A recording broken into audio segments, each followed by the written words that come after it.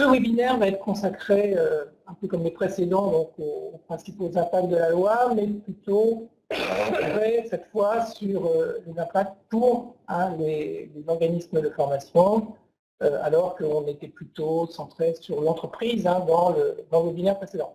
Alors, on va peut-être se représenter rapidement. Bonjour à tous. Alors là, je m'excuse pour ma voix qui est un peu faiblarde aujourd'hui, j'ai trop parlé de la réforme. Donc Valérie Michelet, je suis juriste senior au département juridique de Centre Info. Et Loïc Lebic, donc je suis consultant pour l'Observatoire. Je jouerai un peu le rôle de l'intervieweur, au moins pendant une partie de ce webinaire aujourd'hui. Et puis, je t'aborderai un petit peu sur la fin, sur les questions de qualité. Donc, un petit peu. Voilà. À titre transitoire là aussi, la prise en charge financière de ce CPF monétisé du 1er janvier prochain, puisque effectivement c'est au 1er janvier qu'on aura une monétisation du CPF jusqu'au 31 décembre 2019. Ce n'est qu'au partir du 1er janvier 2020 que la Caisse des dépôts et consignations assurera la prise en charge financière du CPF monétisé. Donc ça, c'était pour faire le point sur les acteurs des organismes de formation en 2019, en 2020, en fonction des deux grands nouveaux dispositifs. Alors, je souhaitais aussi voir avec vous, organismes de formation, les impacts de l'évolution de la notion d'action de formation. Vous allez reconnaître tout de suite dans votre pratique cette diapositive qui est donc ce qu'on appelle en droit aujourd'hui la catégorisation des actions de formation. Donc effectivement, dans notre arsenal législatif aujourd'hui, on n'a pas de définition d'actions de formation, mais on a une catégorisation des actions de formation. Et pourquoi je dis que les organismes de formation connaissent cette catégorisation? C'est parce qu'on demande aux organismes de formation de rattacher l'action de formation qu'ils vous vendent dans l'entreprise, par exemple, dans leur convention de formation ou lorsque c'est un particulier dans le contrat de formation professionnelle, on a demande de rattacher l'action de formation à l'une de ces catégories. Je vous ai mis en gras la 6e de la liste parce que c'est un peu celle qui sert, ma foi, de fourre-tout, c'est les fameuses actions d'acquisition, d'entretien et de perfectionnement des connaissances. Ensuite, ce qu'on connaît dans notre réglementation, c'est les grandes typologies d'actions de formation ou assimilées. Donc, il y a l'action de formation au sens propre et puis les actions de bilan de compétences, les actions d'accompagnement des créateurs ou des repreneurs d'entreprise et enfin les actions en direction des bénévoles. Ces prestations de formation, on nous dit aujourd'hui dans le code du travail qu'elles doivent se dérouler selon une certaine matérialité. Donc effectivement, ce qui est défini, ce n'est pas l'action de formation aujourd'hui, c'est la catégorisation qui me permet à moi de rattacher mon action dans la convention ou dans le contrat de formation. Et puis, c'est un texte qui est l'article 63-53-1 du Code du travail, qui est dans la partie du Code du travail relative aux organismes de formation. C'est vraiment un texte qui vous est opposable à vous. Et ce n'est pas un texte qui définit généralement, de manière unique, l'action de formation, mais on nous explique qu'effectivement, l'action de formation doit se dérouler selon certains critères. Elle doit aussi faire l'objet d'une contractualisation et en principe, elle doit se dérouler en dehors des lieux de production. Donc tous ces éléments de cette diapo, des deux diapos précédents, vont évoluer avec la loi du 5 septembre 2018. Alors, que nous dit le texte? La loi donc, du 5 septembre 2018 nous dit, eh bien, déjà, je définis l'action de formation. Donc ça, c'est une nouveauté. On a une définition de l'action de formation dans le Code du travail à partir du 1er janvier prochain. Et on nous dit que l'action de formation, c'est un parcours pédagogique permettant d'atteindre un objectif professionnel. Donc on est bien face à une définition avec un critère intentionnel. L'intention étant d'atteindre un objectif professionnel. On nous donne quand même quelques précisions sur les modalités de réalisation de cette action, puisqu'on nous précise, aujourd'hui d'ailleurs, qu'elle peut être réalisée en tout ou partie à distance. Et la grande nouveauté, c'est qu'elle peut être réalisée en situation de travail. La détermination des conditions de mise en œuvre en partie ou totalement en distance et en situation de travail devront faire l'objet d'un décret. Vous avez dit que c'est un décret simple, ce n'est pas un décret en Conseil d'État. Donc la différence, c'est quoi? On a un glissement de la matérialité de l'action de formation vers une définition, Il n'y a plus, je me permets de revenir un petit peu en arrière, il n'y a plus dans le Code du travail à partir du 1er janvier prochain la catégorisation des actions de formation que les organismes de formation connaissent depuis plus d'une vingtaine d'années. Est-ce à dire que la notion de programme disparaît? Bien vu. Donc, ce que l'on va vous demander en tant qu'organisme de formation et ce sur quoi vous serez contrôlé, éventuellement par la directe, c'est d'être capable de fixer des objectifs professionnels, de déterminer le parcours pédagogique qui permet de les atteindre, mais effectivement, il n'est plus écrit dans les textes, en tout cas le texte a été modifié, il n'y a plus la notion de programme. Donc effectivement aujourd'hui, sur cette diapo, on voit bien l'évolution, de grandes obligations pèsent sur les organismes de formation, toujours le même texte, hein, L6353-1, qui est vraiment le texte primaire au sens étymologique, qui fixe les obligations de l'organisme de formation. Une action de formation nécessite un programme qui fixe des objectifs, prévoit des prérequis, des moyens pédagogiques, techniques et d'encadrement, les moyens qui permettent de suivre l'exécution de la formation et les moyens qui permettent d'en apprécier les résultats. Si on les décompose, nos objectifs, c'est notre travail sur avec des critères d'action pour déterminer ce que vous êtes dans une action de formation, on va dire, de savoir, de savoir-être, de savoir-faire. Les prérequis, c'était une nouveauté de la loi de 2014 qui permet de cibler le public, en fin de compte. Les moyens pédagogiques, si vous faites du présentiel, c'est les formateurs. Les moyens qui permettent de suivre l'exécution de la formation, si vous êtes une fois de plus en présentiel, c'est la feuille d'émargement. Et les moyens qui permettent d'apprécier les résultats, on va dire que le premier niveau d'appréciation et d'évaluation des résultats qui est attendu de vous, c'est le fait de remplir une fois de plus en présentiel, d'ailleurs, un questionnaire de satisfaction. Donc, sur le texte de 6353-1, vous avez le programme, mais vous avez aussi, donc le programme, quelque part, il est en amont. Et d'ailleurs, il peut vous être demandé aujourd'hui par votre financeur. L'OPCA, par exemple, c'est un fonds gestion. Et puis, nous avions depuis 2009, rappelez-vous, une autre obligation, cette fois en aval. À l'issue de la formation, l'organisme de formation devait remettre aux stagiaires, mais pas à l'acheteur, aux stagiaires, l'attestation de fin de formation. On l'a fait. Qui mentionne, dit le texte de loi, les objectifs. La nature, la nature, c'est votre catégorisation, hein, action de qualification, action d'accès à la compétence, de reconversion ou d'acquisition, d'entretien, de perfectionnement des connaissances. Donc mentionnant donc, les objectifs, la nature, la durée d'action, les résultats de l'évaluation des acquis de la formation. Donc ça, c'est une pièce qui est obligatoire pour un organisme de formation, sur lequel d'ailleurs l'organisme de formation peut être contrôlé. On peut vous demander, la directe, de dire, démontrez-moi que vous avez remis à l'issue du stage l'attestation de fin de formation. L6353-1, je suis certaine qu'à l'issue de ce webinaire, vous allez sauter sur un code du travail et le lire. C'est quand même un texte assez volumineux. Il fait presque une vingtaine de lignes. Demain, avec la réforme, c'est un texte qui se résume en une ligne, dit qu'en fait, l'action de formation, elle se déroule en vertu d'un contrat qui s'appelle la convention de formation, conclu entre l'acheteur et l'organisme. Et les modalités de dimension éventuellement obligatoires de cette nouvelle convention seront déterminées par décret. Donc, disparition du programme, disparition de l'attestation de fin de formation. Et cela à partir du 1er janvier prochain. Pour le décret, on a... Alors, c'est un décret qui n'est pas attendu avant fin novembre, début décembre. Donc, voilà. De cette année. De cette année, bien sûr, de 2018. Ça, ce sont des dispositions qui ne nécessitent pas, qui ne font pas l'objet de transition. Donc, mais si vous concluez aujourd'hui une convention de formation qui commence l'année prochaine, bien entendu, c'est la réglementation actuelle à vous demander d'anticiper un texte que vous n'avez pas devant les yeux. Autre point important, je ne sais pas si certains d'entre vous recouraient à la pratique du remplacement de la convention de formation par le bon de commande de la facture, qui, rappelez-vous, est autorisé quand vous êtes par exemple dans un contrat cadre, qu'il y a des actions qui se répètent, que la convention cadre, quelque part, suffit, ou pour des actions mises en place en urgence. Donc cette faculté est abrogée par le texte. On est vraiment, on revient à une orthodoxie du rapport contractuel. C'est la fameuse convention dont les modalités sont déterminées par décret, qui fixera en fin de compte la totalité de votre relation avec votre client. Je résume.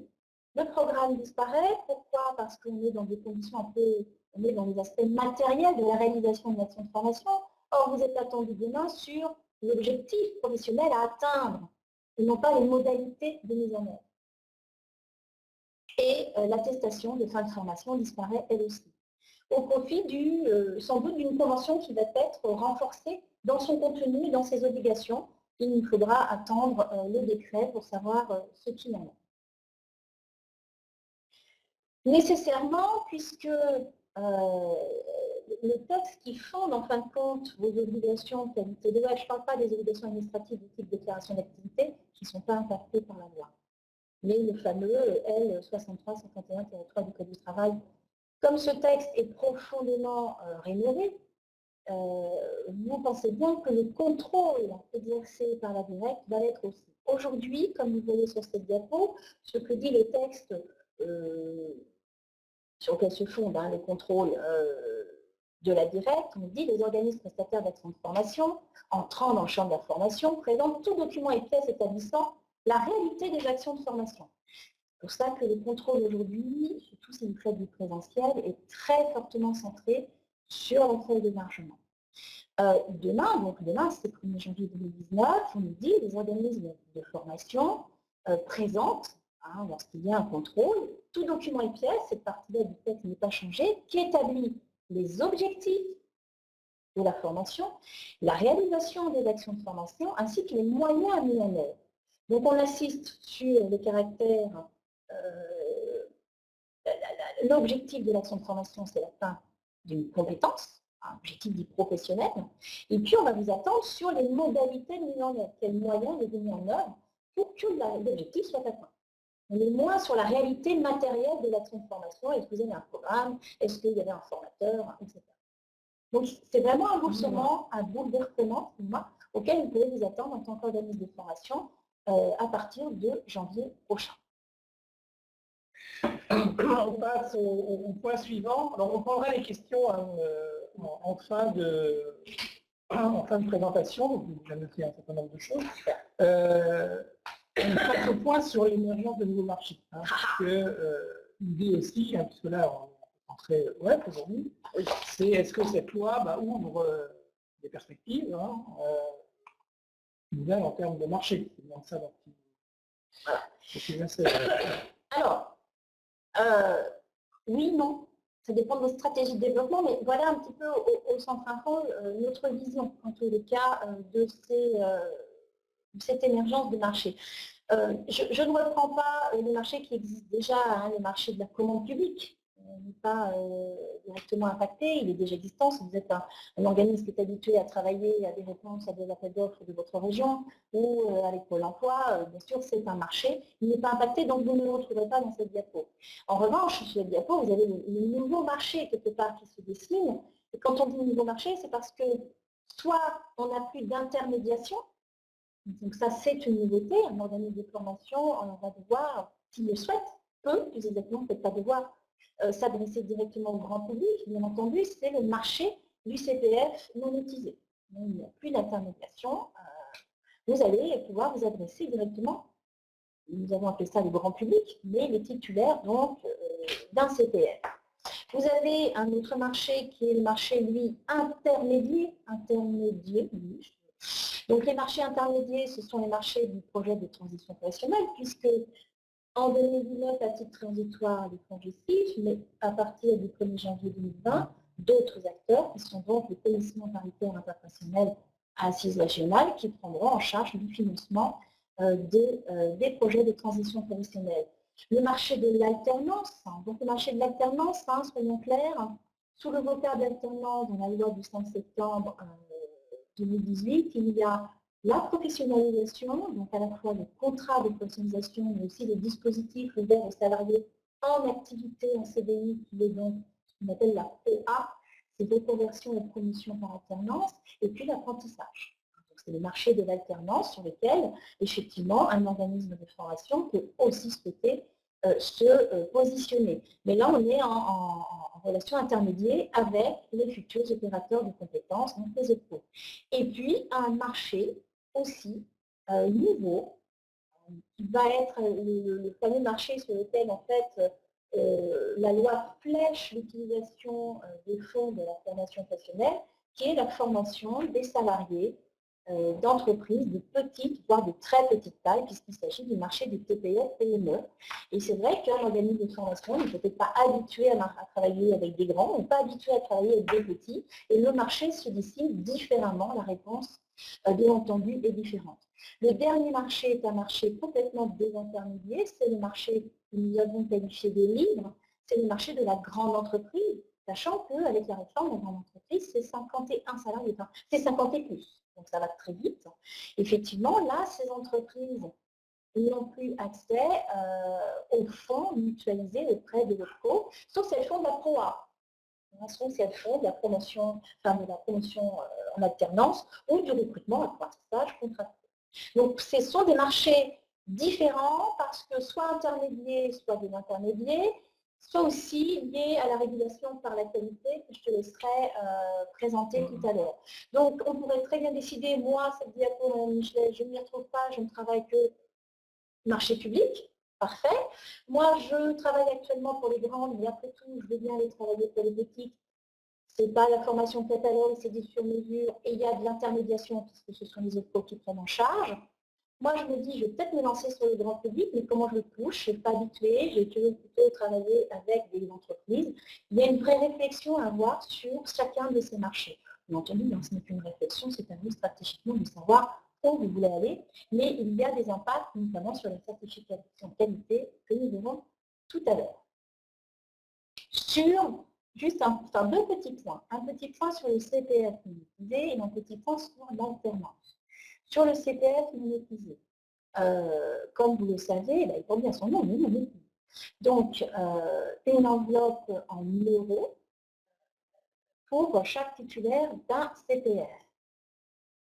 Si vous vous lancez sur ce marché du CPF monétisé, peut-être faudra-t-il revoir votre modèle économique, je ne fais que dire peut-être, parce qu'effectivement aujourd'hui, quand on est dans le CPF, on est dans un raisonnement à l'heure, et donc on est très lié à une tarification horaire, bien évidemment. Or, le CPF monétisé, c'est de l'argent.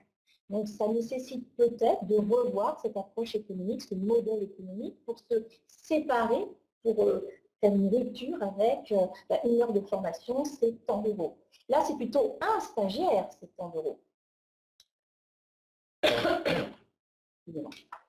Sur l'alternance, comme vous le savez, donc l'alternance, c'est aussi l'apprentissage. Donc, la grande nouveauté, mais je pense qu'on essaiera d'organiser un webinaire sur ce point, c'est qu'il y a une convergence et un rapprochement en tous les cas, un rapprochement plus qu'une convergence, excusez-moi, entre les CFA et les organismes de formation. Pourquoi? Parce qu'à terme, une très grande partie des obligations des organismes de formation ainsi que des modalités de contrôle seront applicables au CFA. Mais de la même manière, les organismes de formation peuvent aussi librement décider, c'est un marché, c'est ce que je vous disais il y a quelques instants, de devenir CFA. Donc avec chacun, donc l'organisme de CFA va devoir respecter les obligations des OF avec quelques adaptations, et les organismes de formation pourront devenir CFA avec le respect, bien entendu, des obligations des CFA. Donc c'est aussi un marché, c'est aussi une opportunité à examiner. Du coup, j'ai terminé sur l'évolution de l'action de formation, j'ai terminé sur les marchés. Je passe la parole à Loïc sur la qualité en formation. Alors,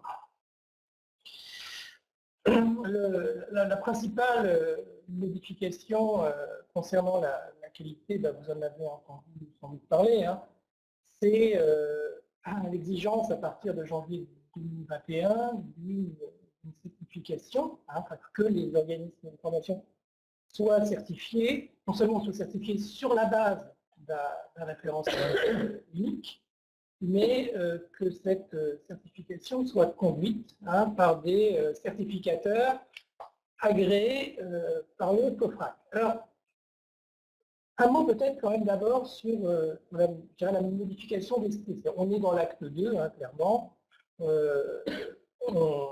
On continue, je dirais, cette démarche initiée à travers la loi de 2015.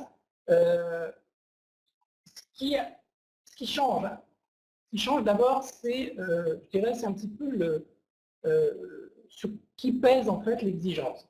Dans la loi 2015, l'exigence portait clairement sur les financeurs. Les financeurs avaient la charge de vérifier en fait la qualité des actions, plus exactement la capacité en fait des organismes à produire, à réaliser des actions de qualité. Dans la loi actuelle, la qualité va peser directement sur les organismes de formation, puisqu'ils vont avoir l'obligation d'être certifiés. Ça ne veut pas dire que les financeurs perdent toute action de contrôle, mais c'est eux qui vont vérifier directement en fait, le respect des exigences qualité, puisque cette exigence-là, cette responsabilité-là est déléguée, en quelque sorte, à des certificateurs ou à des autorités labellisantes. Alors, qu'est-ce qu'on entend par autorité labellisante? Ce sont typiquement les autorités qui sont en capacité aujourd'hui de qualifier selon un certain nombre de labels. Ce sont des régions, des pouvoirs publics principalement. Donc, on voit bien qu'on est dans quelque chose qui est un peu différent. Bon, c'est un petit peu trop tôt, je dirais, pour être très précis sur le référentiel qui est en cours de construction. Alors, ce référentiel, il est, je dirais, co-réalisé par les financeurs, sous l'égide de la DGFP et du CNEFOP, qui existe encore jusqu'au 31 décembre. Bon, je ne peux pas rentrer dans les détails, mais en gros, vous doutez bien qu'il reprend un peu les critères, les 6 critères qui avaient été établis dans le décret précédent. Il en rajoute un 7e, ça c'est pas une surprise. Stéphane Rémy avait communiqué publiquement là-dessus, et le CNEFOP aussi. Un 7e critère qui sera plutôt autour de la capacité de l'organisme à se situer dans son environnement, économique, en termes de compétences, etc., visées. Alors, bon, on en est un petit peu dans le calendrier. Donc, en ce moment, le référentiel est donc en cours de construction. Parallèlement, le COFRAC, donc, qui va avoir la charge un peu de vérifier en fait les certificateurs agréés, a choisi, évidemment avec l'accord de la DGFP, un protocole d'accréditation qui est prévu, qui est une norme d'accréditation de service qui a été choisie. Donc, les premiers certificateurs accrédités devraient l'être au premier semestre 2019, ce qui veut dire que si tout se passe bien, ça laisserait la possibilité aux organismes de formation de commencer à être certifiés sur la base du nouveau référentiel à partir, en gros, de septembre 2019, ce qui laisse à peu près effectivement 1 an et demi pour l'échéance de janvier 2021. Alors, qu'est-ce qui va se passer dans la période transitoire? Eh bien, il est vraisemblable, bon, les choses ne sont pas encore écrites, les décrets ne paraîtront que... Oui,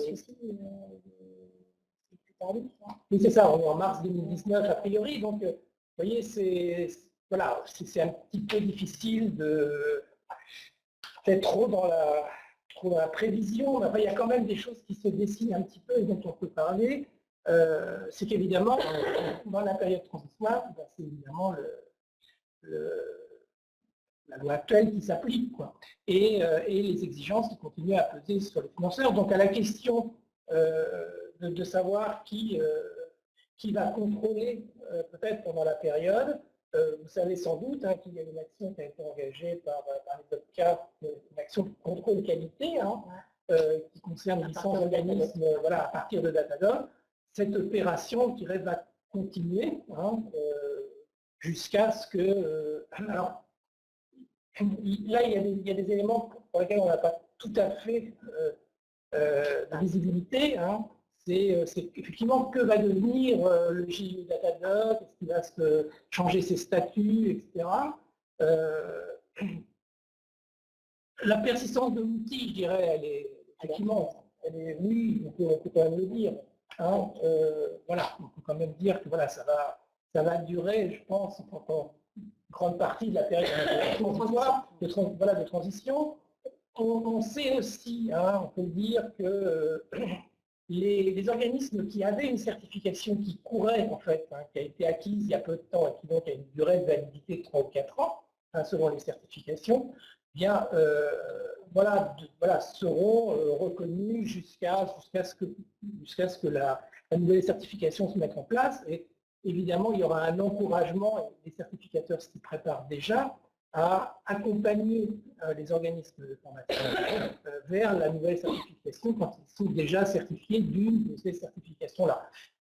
Ce qu'il convient de dire quand même, c'est que, parce que là je dresse un tableau qui est plutôt optimiste, on va dire, il faut savoir quand même que si on prend la liste du NetFop actuelle, il y a seulement 9 certificateurs qui sont accrédités comme FRAC.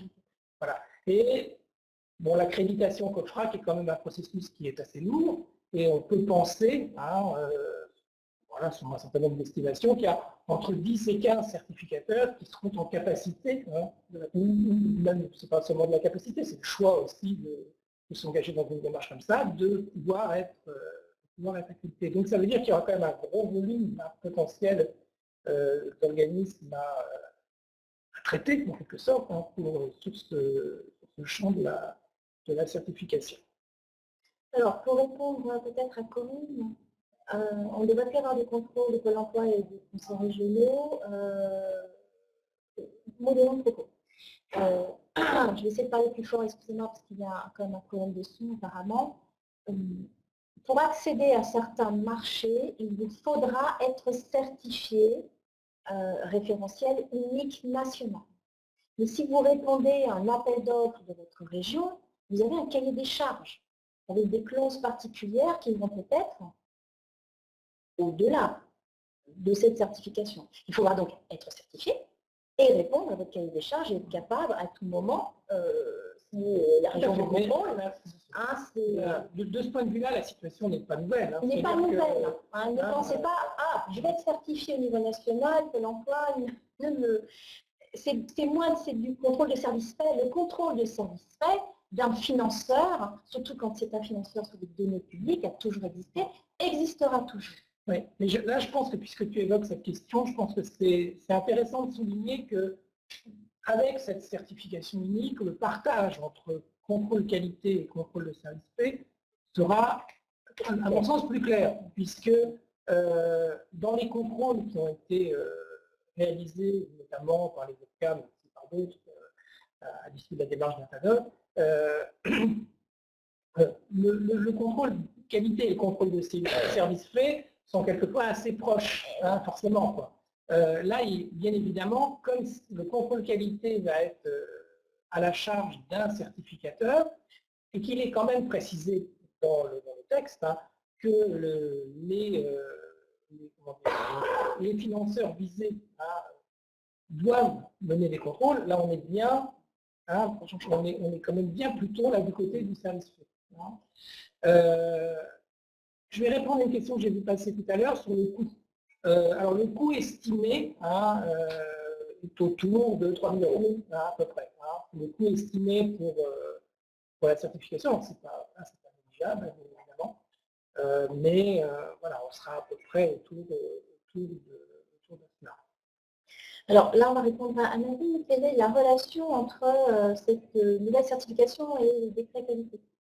Alors, il n'y a pas de relation, on passe d'un dispositif, on passe d'un système à un autre, même s'il n'y a pas de rupture, mais acte 2, juste à titre transitoire jusqu'au 31 décembre 2020. Oui, c'est ça. Datadog, le fameux décret 2015 dit décret qualité, qui fixe les 6 critères que vous connaissez aujourd'hui, demeure. C'est à titre transitoire. Alors, oui, on va vers un label unique. Par contre, ça n'empêche évidemment pas que des organismes continuent pour des raisons diverses, soit parce que leur marché le nécessite, soit par choix personnel, à aller vers des démarches qualité qui sont plus abouties. Parce que bon, le référentiel, sans trahir de grands secrets, le référentiel qui est en cours de rédaction va plus loin hein, que les 6 critères et leur déclinaison en indicateurs. D'où l'acte 2, il va plus loin, voilà. Mais il n'est pas à un niveau d'exigence qu'on peut avoir dans certaines certifications. Donc, pour certains, la transition sera aisée, d'autant plus si effectivement vous êtes certifié par un des certificateurs accrédité par le COFRAC qui est sur la liste du COFRAC. C'est-à-dire que pour ceux d'entre vous qui ont une des certifications, il y a 53 certifications, je crois, 54 référencées sur la liste MEPOP, il n'y a que... Alors, oui, disons qu'il y a 9, disons, certificateurs. C'est un petit peu compliqué parce qu'en fait, il y en a qui ont déposé plusieurs certifications, comme la CNOR, par exemple. Donc, mais il y en a 9 voilà, qui sont accrédités COFRAC d'ores et déjà. Donc on parle d'une logique où ce sont les financeurs qui s'assuraient de la logique qualité. On les remet dans l'obligation qui est le contrôle de service test, qui est leur rôle et leur responsabilité. Et en fait, on extrait la qualité, le contrôle qualité en créant, parce que là, il y a vraiment confusion très forte parfois entre le contrôle du service fait et la démarche qualité. Alors, je vais essayer de répondre à 2-3 questions là, que je vois passer. Que ce soit clair, hein, il s'agit bien d'un référentiel nouveau, hein, qui n'est pas encore nommé, hein, je dirais, qui commence à être assez bien défini en termes de contenu, mais qui n'a pas encore de nom. Donc ce sera un référentiel original. Hein. Ça sera ni de la LM 214, ni de l'ISO 9001, ni rien de tout ça. Ce sera une... Il est créé pour. Il est créé pour, c'est une certification à part entière. Hein. Donc, ça c'est une réponse qu'on peut donner à... il ne s'agit pas de choisir une des certifications actuelles de la liste du FOP. Hein. Je pense que là, il est quand même un peu urgent d'attendre que ce référentiel soit publié hein, et qu'on connaisse effectivement la liste des certificateurs en capacité qui ont le droit de certifier au titre de ce référentiel-là. Donc, les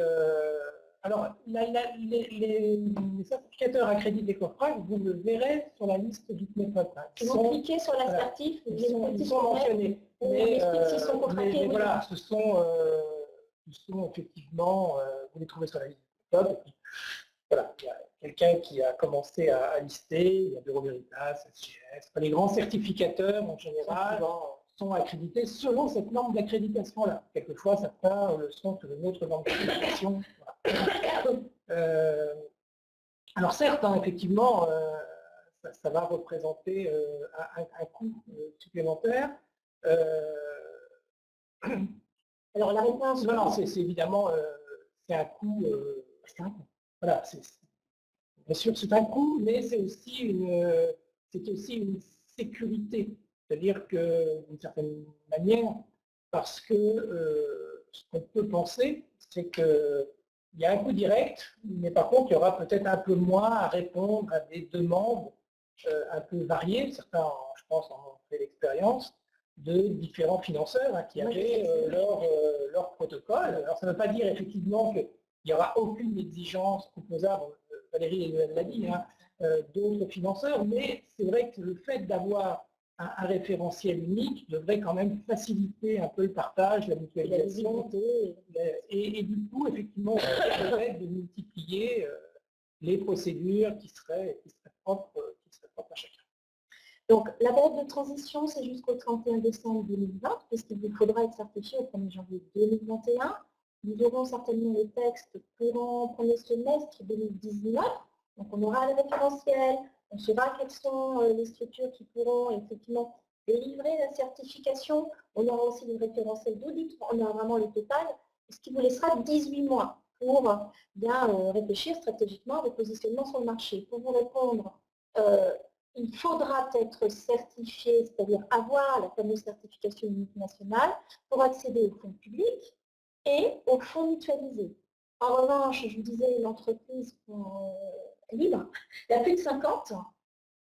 Si vous contractualisez avec elle pour le financement d'une action de formation dans le cadre du plan de développement des compétences, qui remplace donc le plan de formation, il n'y a pas d'exigence, en tout cas juridique. Après, l'entreprise peut avoir des exigences de son propre en termes de qualité, mais il n'y a pas juridiquement l'obligation, effectivement, pour accéder aux fonds propres de l'entreprise, en fait, d'être certifié. Donc, il y a vraiment une réflexion stratégique de positionnement sur le nouveau marché qui se dessine. Pour répondre à d'autres questions qui sont plus liées à CPF, inventaire et RNCP, que j'ai vu passer tout à l'heure. Donc l'inventaire est remplacé par le répertoire spécifique. Et on fait disparaître, enfin, la loi fait disparaître les listes, vous savez, de formations éligibles, effectivement, et seront éligibles directement, sans filtre, le filtre des listes, tout ce qui est inscrit au NCP et tout ce qui est inscrit au futur répertoire, c'est un répertoire spécifique, qui est en fait la reprise pour le moment, en tout cas à titre transitoire, de l'inventaire. De là vous dire, est-ce que c'est intéressant aujourd'hui de faire absolument un step tout de suite à l'inventaire? Là, c'est une fois plus une question stratégique que je vous laisse trancher en tant qu'OF.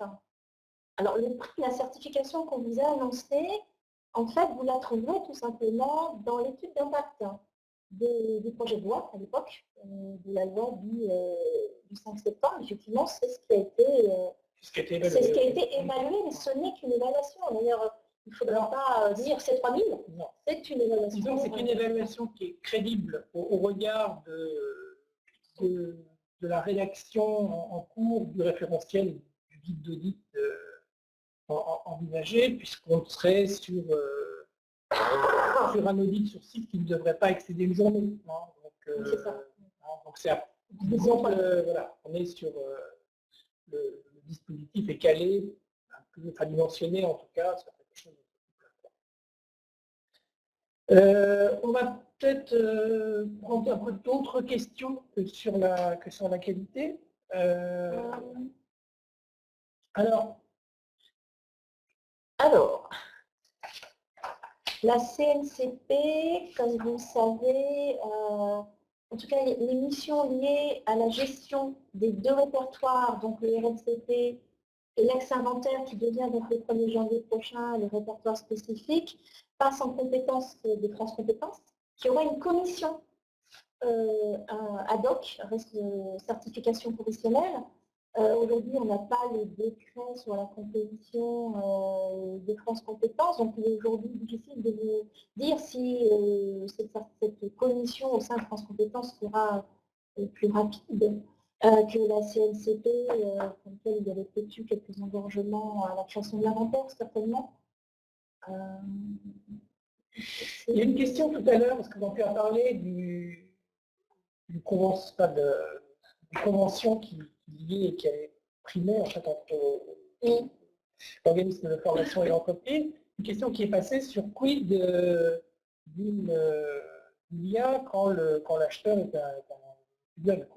Alors, si vous êtes sur le marché effectivement qui se développe, dit ménage, c'est un individu qui achète sa formation, il n'est pas pris en charge par son entreprise et il n'a pas non plus fait appel au CIF. Donc on signe avec lui un contrat de formation professionnelle et là il n'y a pas de modification. Le texte de loi ne touche qu'à la convention conclue avec l'entreprise. Donc si vous savez déjà, je sais que c'est le cas, rédiger votre contrat de formation professionnelle, il n'y a pas de modification sur le contrat de formation professionnelle qui vous lie avec un particulier. Alors, non, la réforme du CPF, une question, n'est pas reportée à l'automne 2019.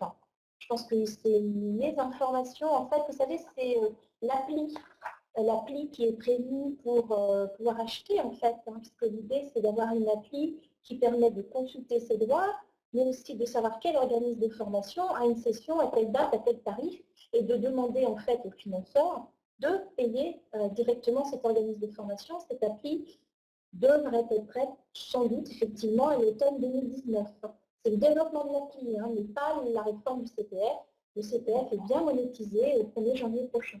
Tout à l'heure, tu as évoqué le fait que en perdant un peu la matérialité de l'action, de formation, les conditions de vérification en fait allaient un peu changer. C'est-à-dire qu'on allait plutôt être sur l'adéquation entre les objectifs professionnels et puis les moyens mis en œuvre. Il y a une question qui a été posée sur est-ce que ça, cette orientation-là s'applique aussi à la formation à distance? Alors, sur la formation à distance, on attend un décret. On a déjà un texte, hein, c'est un des premiers décrets de la réforme de 2014 hein, sur la formation ouverte à distance et les critères que doit remplir l'organisme de formation qui fait appel à cette modalité. On peut penser effectivement que peut-être ce décret sera un peu toiletté et c'est ce décret qui nous permettra de savoir quels sont les indicateurs qui seront contrôlés par éventuellement la DGA. Je revois à nouveau une question sur Datadoc. Voilà. En allant vers une certification, hein, on va quand même, on va gagner quelque chose.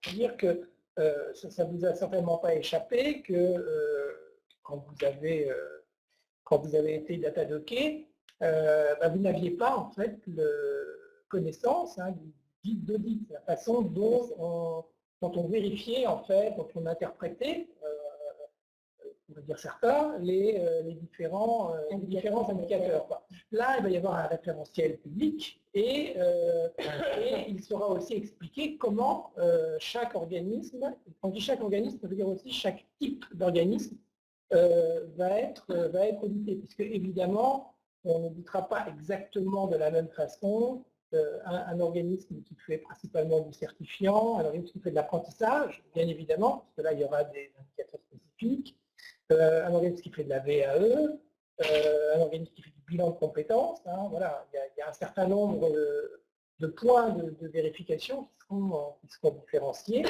Et c'est ce que prévoit en fait le futur dispositif. Donc voilà, effectivement, je dirais dans les critères, les indicateurs seront relativement proches. Hein. Donc le travail qui a été fait sur Datadoc n'est évidemment pas perdu. Il sera un petit peu modifié sur un certain nombre de points, mais je veux dire, il y a un socle qui va persister. Hein. En revanche, les conditions de vérification vont être beaucoup plus formalisées et de ce point de vue-là, on peut considérer hein, que c'est une démarche qui sera peut-être plus clair hein, pour un certain nombre d'organismes d'information, mais on est bien effectivement dans une logique de continuité, de montée en charge, de progression. Alors, pour répondre aux personnes qui se posent des questions sur le BPF, est-ce que le BPF survit à tout cela? Oui, le BPF, le bilan pédagogique et financier n'est pas supprimé par la loi. Vous avez toujours l'obligation d'avoir une compta analytique distincte, vous avez toujours l'obligation d'avoir un règlement intérieur. Donc ces points d'être déclarés hein, en tant qu'OF, hein, il n'y a pas de modification majeure sur ces questions envisagées par la loi du 5 septembre 2018. On a dépassé de 5 minutes. Voilà, on va peut-être prendre une dernière, oui c'est ça, c'est rappeler le coût estimé pour la certification. C'est une estimation que je dis pour vous retrouver dans l'étude d'impact, effectivement, et elle est liée en fait autant d'audit sur site. Voilà, tout à fait. Et non pas, évidemment, autant que vous, ça vous a mis pour mettre en place, en fonction de votre taille, de votre structuration, la totalité des process pour démontrer que vous remplissez les critères. On va bientôt terminer ce webinaire. On vous remercie. La présentation sera accessible. Hein, oui, tout à fait. Hein, toujours accessible. Désolé pour ceux qui ont eu un petit peu de mal à nous entendre, mais là, je pense que c'est un peu indépendant de évidemment de nos volontés, mais aussi même des moyens techniques qu'on a mis en œuvre, parce que ça fonctionnait, en tout cas pour certains. Donc pour ceux qui veulent en savoir plus, surtout, j'ai-tu accès? Non. D'accord. Donc, nous organisons le 8 novembre sur Paris une matinale sur la réforme, ainsi que le 11 octobre, c'est-à-dire demain, à Lyon. Si vous souhaitez vous inscrire, vous êtes bien sûr les bienvenus. Et puis sur le site, vous avez en continu de l'information gratuite. Et puis le 13 décembre, on sera sans doute un petit peu plus à cette date-là sur la qualité et la certification. Et il y a une matinée qui est prévue à cet effet. Voilà, sur Paris aussi, je crois. Sur Paris. Merci beaucoup de votre fidélité. À très vite et vous aurez accès, bien entendu, aux diaporamates.